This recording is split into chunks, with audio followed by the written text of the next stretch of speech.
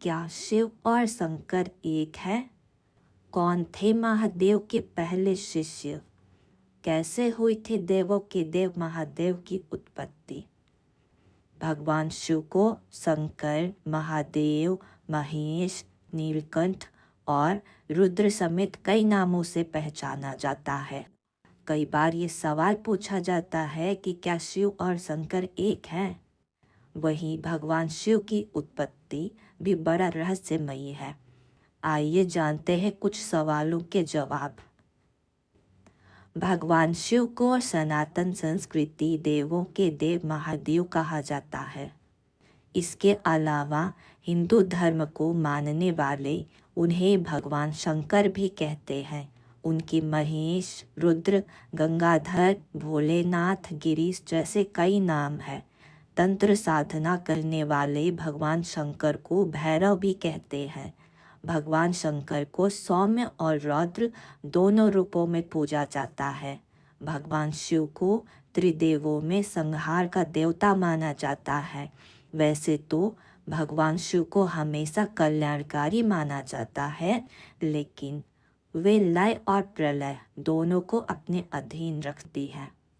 सावन के महीने में भगवान शिव की पूजा और व्रत को सनातन धर्म में विशेष महत्व दिया जाता है।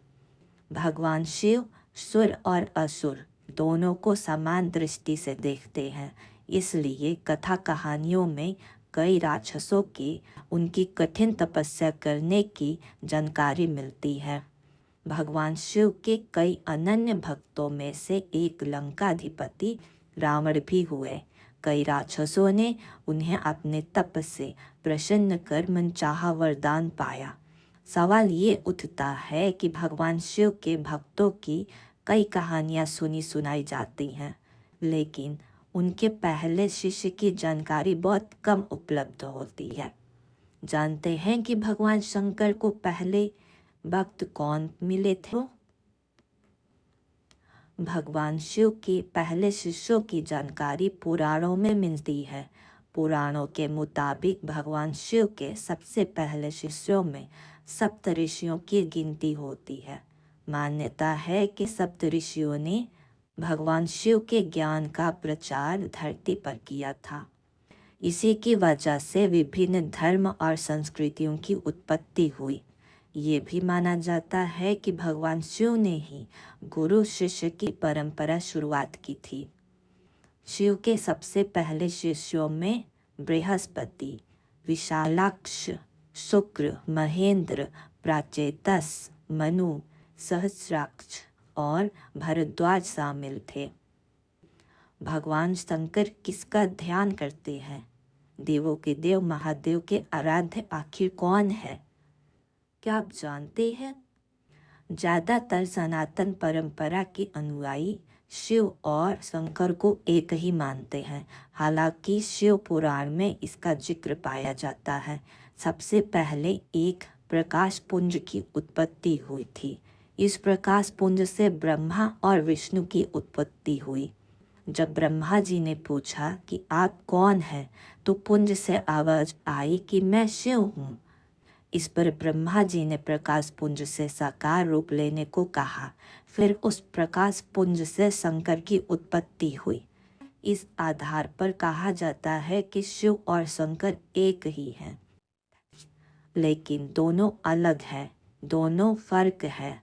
इतना है कि शिव प्रकाश पुंज स्वरूप हैं और उनकी शिवलिंग के रूप में पूजा की जाती है, जबकि शंकर सशरीर देव स्वरूप है। आखिर किसका ध्यान करते हैं भगवान शंकर? कुछ पुराणों में भगवान शंकर को शिव इसलिए कहते हैं क्योंकि वो निराकार शिव के समान है। निराकार शिव को ही शिवलिंग के रूप में पूजा जाता है। ज़्यादातर जगहों पर भगवान शंकर को योगी के रूप में दिखाया जाता है। कई जगह देखा जाता है कि भगवान शंकर खुद आंखें बंद किए ध्यान मुद्रा में बैठे हैं। कभी सोचा है कि आखिर देवों के देव महादेव किसका ध्यान कर रहे हैं? तो इसको लेकर अलग अलग कथाएं हैं।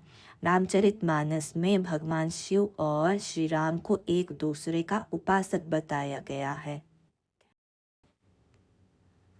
शिव पुराण में खुद भगवान शिव माता पार्वती को बताते हैं कि वह श्री राम का ध्यान करते हैं। वही कुछ पुराणों में बताया जाता है कि भगवान शंकर शिव का ध्यान करते रहते हैं। कुछ जगहों पर भगवान शंकर को शिवलिंग का ध्यान करते हुए भी चित्रित किया गया है। इससे भी साफ होता है कि शिव और शंकर दो अलग सत्ताएं हैं। आखिर भगवान शिव की उत्पत्ति कैसे हुई? मान्यता है कि भगवान शिव स्वयंभू है, यानी खुद ही प्रकट हुए हैं, लेकिन पुराणों में उनकी उत्पत्ति का विवरण मिलता है। विष्णु पुराण के अनुसार जहाँ भगवान विष्णु ब्रह्मा जी के नाभि से उत्पन्न हुए थे, वही भगवान शिव विष्णु जी के माथे के तेज से उत्पन्न हुए। विष्णु पुराण के मुताबिक माथे के तेज से उत्पन्न होने के कारण ही शिव शंभु हमेशा योग मुद्रा में रहते हैं। वही भगवान शिव से एक और मान्यता जुड़ी है कि नंदी और महाकाल भगवान शिव ये द्वारपाल हैं। शिव जी की कितनी पत्नियां हुई, क्या आपको पता है? आइए जानते हैं। ज़्यादातर जगहों पर भगवान शिव की दो पत्नियों का उल्लेख मिलता है। इसमें पहली पत्नी देवी सती और दूसरी माता पार्वती हैं। वहीं अगर हिंदू पौराणिक कथाओं की माने तो भगवान ने एक दो नहीं बल्कि 4 विवाह किए थे। उनके सभी विवाह आदि शक्ति से ही हुए थे। भगवान शिव का पहला विवाह माता सती के साथ हुआ। वह प्रजापति दक्ष की बेटी थी। माता सती के पिता ने जब भगवान शिव का अपमान किया तो उन्होंने यज्ञ कुंड में खुद को भस्म कर लिया, अपने प्राणों की आहुति दे दी। इसके बाद उन्होंने हिमालय की बेटी पार्वती के रूप में जन्म लिया। माता पार्वती के रूप में आदि शक्ति ने भगवान शिव से दूसरा विवाह किया। धर्म ग्रंथों में भगवान शिव की तीसरी पत्नी देवी उमा को बताया जाता है और वहीं उनकी चौथी पत्नी माँ महाकाली को बताया गया है। ऐसे ही और भी भगवान से जुड़े रोचक कहानियों को सुनने के लिए, रोचक जानकारियों को जानने के लिए चैनल को सब्सक्राइब करें।